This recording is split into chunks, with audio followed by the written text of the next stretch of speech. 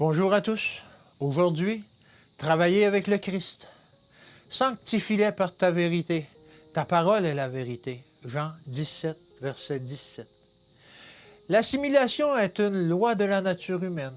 Satan travaille avec une persévérance infatigable et se sert de cette loi, ordonnée par Dieu pour le bien, afin de faire progresser ses desseins. Il cherche à mêler les principes d'injustice aux principes de droiture, afin que dans cet alliage, le péché perde son apparence repoussante. Il mêle l'ivraie au bon grain. Les justes devraient s'associer aux injustes uniquement pour restaurer les principes de la vérité qui ont presque disparu. Celui qui cherche à secourir les autres et à leur être une bénédiction doit compter entièrement sur la réserve de grâce et de force. Invisible et cependant indispensable, il doit coopérer avec Dieu, s'il veut, avec succès, sauver les âmes sur le point de périr.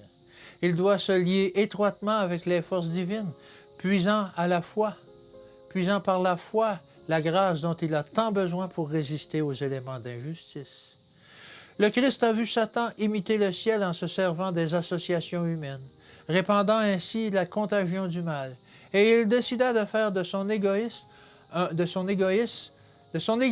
un élément de résistance. Son peuple ne doit pas emprunter les habitudes et les coutumes du monde, mais il doit être inspiré par les principes qui font de l'Église sur la terre un symbole de l'Église du ciel, un moyen par lequel les riches bénédictions du ciel peuvent se répandre.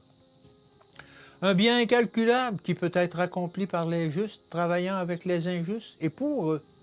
Mais trop souvent, ceux qui devraient amener les pécheurs à Dieu ne travaillent pas avec le Christ. Les membres d'Église sont tenus par promesse solennelle de former des caractères entièrement différents de ceux des gens du monde, si un changement ne se manifeste pas en eux avant leur union avec l'Église. Ils courent le danger, même s'ils se sont joints à l'Église, de s'assimiler aux mondains.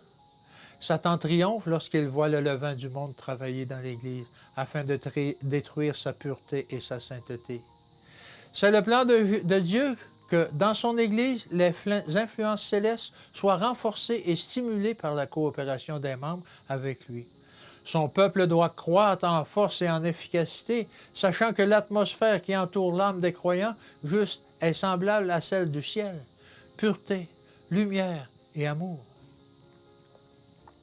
Par la communion chrétienne, ils doivent édifier leur caractère, l'assimilant au caractère du Christ. Leur douceur et leur humilité deviendront semblables à celles du Christ, selon leur foi, en cherchant à accomplir les desseins de Dieu. En cherchant à accomplir les desseins de Dieu, ces enfants répondent à la prière du Christ. Sanctifie-les par la vérité. Ta parole est la vérité. Que Dieu vous bénisse aujourd'hui et qu'il vous garde. Et je vous dis à demain.